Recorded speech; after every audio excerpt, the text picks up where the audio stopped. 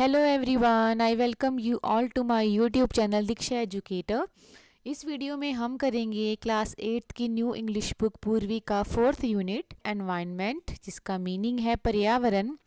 तो इसमें जो 3 टॉपिक हैं, फर्स्ट है द चेरी ट्री यानी कि चेरी का पेड़। तो चलिए चैप्टर स्टार्ट करते हैं।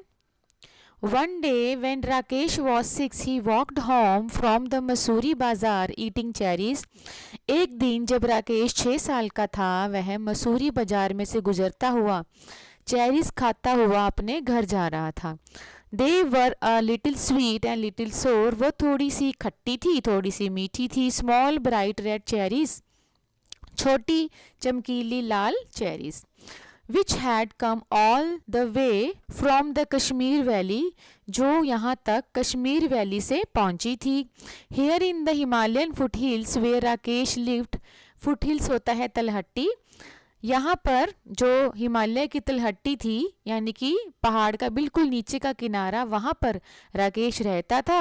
There were not many fruit trees, वहाँ पर ज़्यादा फलों के पेड़ नहीं थे। The soil was stony, जो रेत थी बहुत पथरीली थी, बहुत पत्थरों वाली वहाँ पे मिट्टी थी। And the dry cold winds stunted the growth of most plants, और ठंडी खुश्क हवाओं ने वहाँ के जो ज़्यादा पौधे थे उनकी ग्रोथ को रोक दिया था।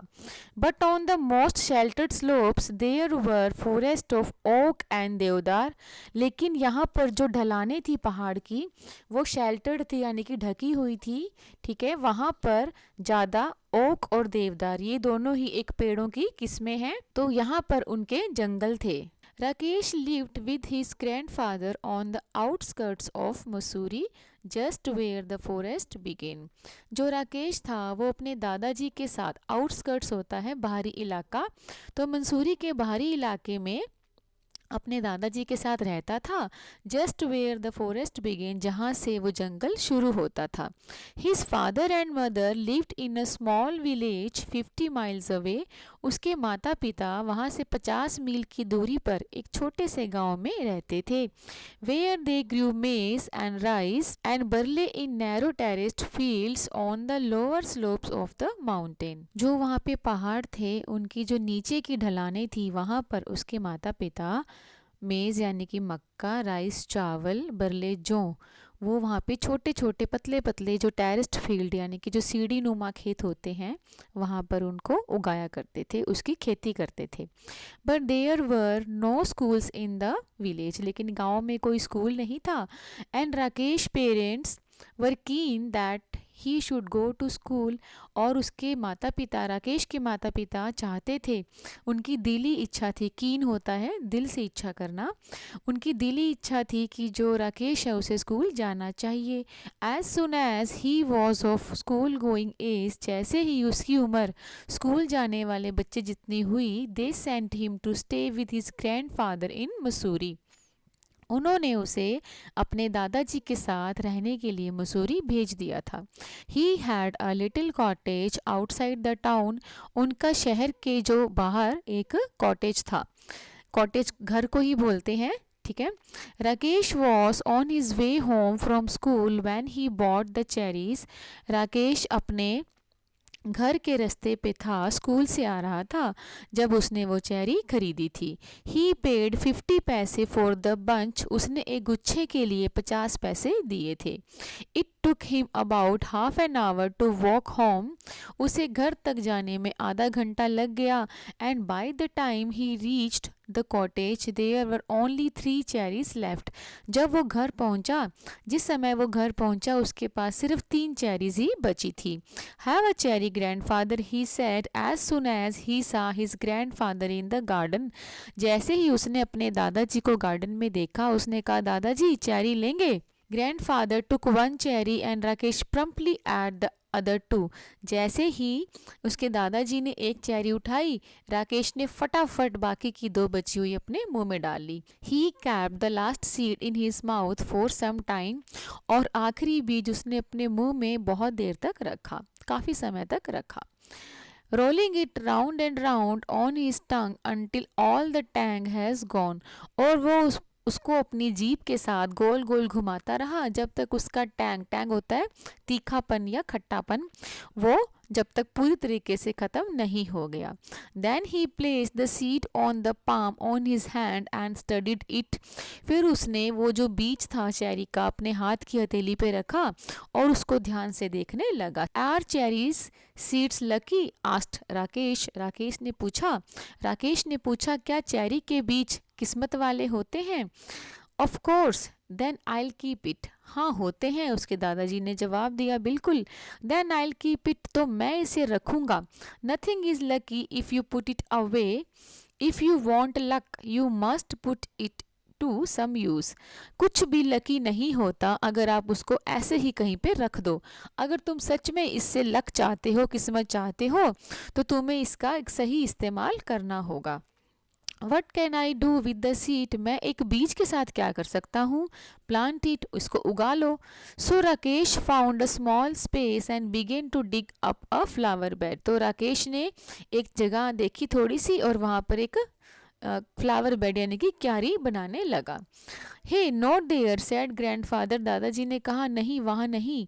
आई have sown mustard in that bed, मैंने उस क्यारी में मस्टर्ड यानी कि सरसों उगाई है। Plant it in that shady corner where it won't be disturbed, इसे उस छाया वाली जगह पे लगा दो या उगा लो जहाँ पे इसे कोई भी परेशान नहीं करेगा। Rakesh went to the corner of the garden where the earth was soft and yielding, he did not have to dig. Rakesh उस गार्डन के कॉर्नर पे चला गया जहाँ पर ज़मीन बहुत सॉफ्ट थी और यील्डिंग होता है जहाँ पे आपको ज़्यादा मेहनत ना करनी पड़े, ठीक है, प्रेशर कम लगे वहाँ पे, जो खुद ही आपका काम करने में आपकी मदद करे। He did not have to dig, उसको ज़्यादा खोदना नहीं पड़ा। He pressed and seed into the soil with his thumb and it went right in, उसने उस बीज को मिट्टी में अपने अंगूठे से दबाया और वो बीज अंदर चला गया। Then he had his lunch and ran off to play cricket with his friends and forgot all about the cherry seed, फिर उसने अपना लंच किया और अपने दोस्तों के साथ क्रिकेट खेलने के लिए भाग गया। फिर वो उस चेरी के बीज के बारे में बिल्कुल ही भूल गया। When it was winter in the hills, a cold wind blew down from the snows, जब पहाड़ियों में सर्दी होती है, ठंड का मौसम होता है, तो ठंडी हवा बर्फ में से नीचे की तरफ बहती है। And went woo woo woo in the deodar trees, और जो हवा है वो वहाँ पे जो देवदार के पेड़ होते हैं वहाँ से वू वू वू ये उसका साउंड दिया है हवा का, वह करते हुए वहाँ से हवा निकलती है। And garden was dry and bare, dry and bare का मीनिंग है कि सूखे, बेयर मतलब कोई पत्ती नहीं है पेड़ों पे पौधों पे, ना ही कोई फूल है, मतलब कुछ भी नहीं है गार्डन के अंदर लगा हुआ। In the evenings grandfather and Rakesh sat over a charcoal fire, वहाँ पर शाम को दादाजी और राकेश कोयले की आग जलाकर बैठ जाते और दादाजी grandfather told Rakesh stories about people who turned into animals, दादाजी राकेश को कहानियाँ सुनाया करते, कहानियाँ लोगों की जो कि जानवर में बदल गए थे। And ghost who lived in trees, और उन भूतों की जो पेड़ों में रहते थे। And beans that jumped and stones that wept, और उन फलियों की जो जंप करती थी, उन पत्थरों की जो रोते रहते थे।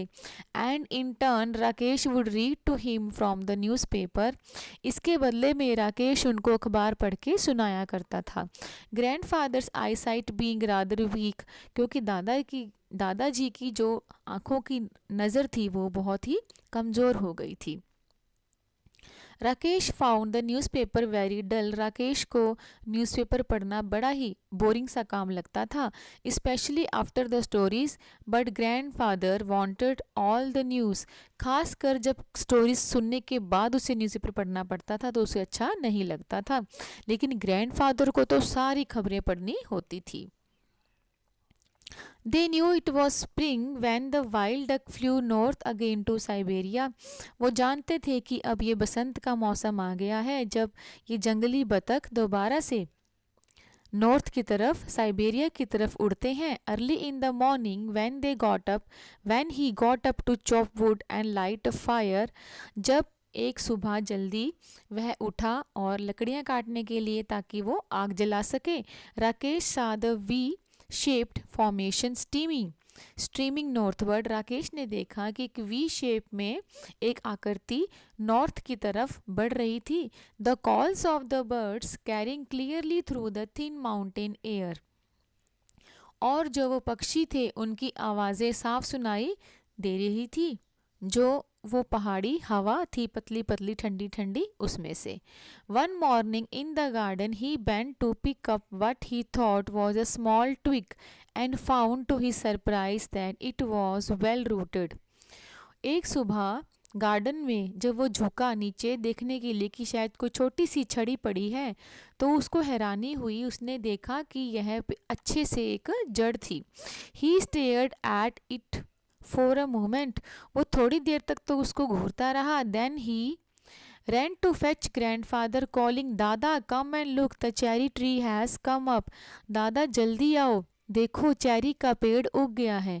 ऐसे कहते हुए वो जल्दी से दादाजी की तरफ भागा। When what cherry tree, क्या चेरी का पेड़? asked grandfather who has forgotten about it, उसके दादाजी ने पूछा जो उसके बारे में भूल चुके थे। the seed we planted last year, look it's come up, देखो जो हमने पिछले साल उगाया था बीज, देखो वो बाहर आ गया है।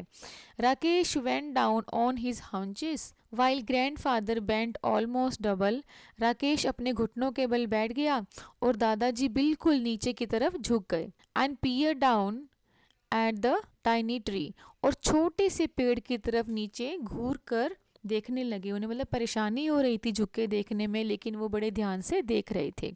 It was about 4 inches high, यह तकरीबन 4 इंच बड़ा था।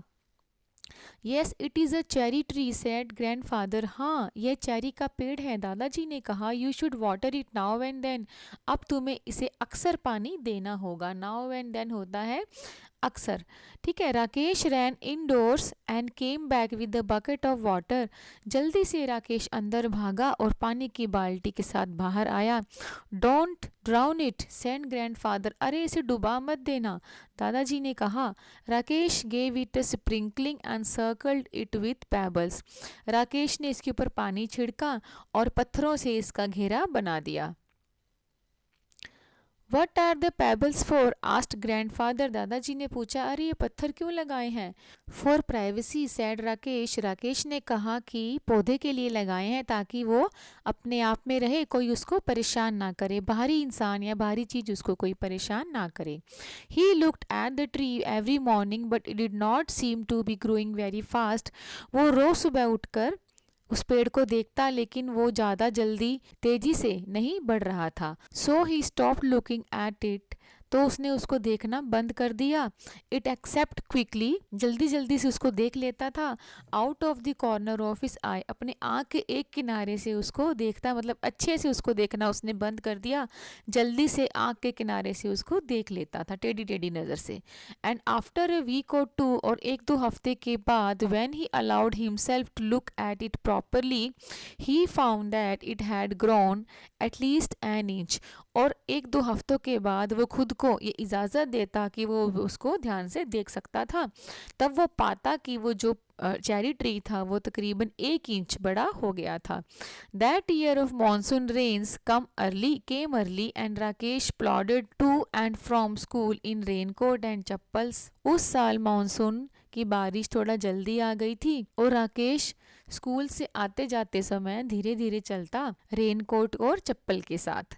फॉर्न sprang from the trunks of trees, पेड़ के तनों से पंख निकलने लगे थे। Strange looking lilies came up in the long grasses, लंबी लंबी घास में अजीब सी दिखने वाली लिलीज उगने लगी थी। And even when it was not raining the trees dripped and mist came curling up the valley, और जब भी बारिश नहीं भी हो रही थी तब भी पेड़ नीचे को झुके रहते थे और धुंध छाई रहती थी पूरी घाटी में। The cherry tree grew quickly in this season, उस चेरी के पेड़ ने उस मौसम में बहुत जल्दी ग्रो किया। It was about 2 feet high when a goat entered the garden and ate all the leaves. जैसे ही ये 2 फीट ऊंचा हुआ, एक बकरी उस गार्डन में घुस गई और उसने उसकी सारी पत्तियां खा ली. Only the main stem and 2 thin branches remained. एक पतला सा तना और उसके आगे 2 पतली पतली टहनियां ही बची थी. Never mind, said grandfather. दादाजी ने कहा, अरे कोई बात नहीं, इतना ध्यान मत दो. Seen that Rakesh was upset. जब उन्होंने देखा कि राकेश बड़ा उदास था. It will grow again, cherry trees are tough. अरे चेरी ट्री तो बड़े मजबूत होते हैं, ये दोबारा से उग जाएगा. देन फ्रेंड्स, हमारा फर्स्ट पार्ट यहीं पे कंप्लीट होता है. मैं उम्मीद करती हूँ आपको अच्छे से समझ आया होगा. तो मिलते हैं नेक्स्ट वीडियो में इसके पार्ट 2 के साथ. Till then keep watching, keep learning. Have a nice day.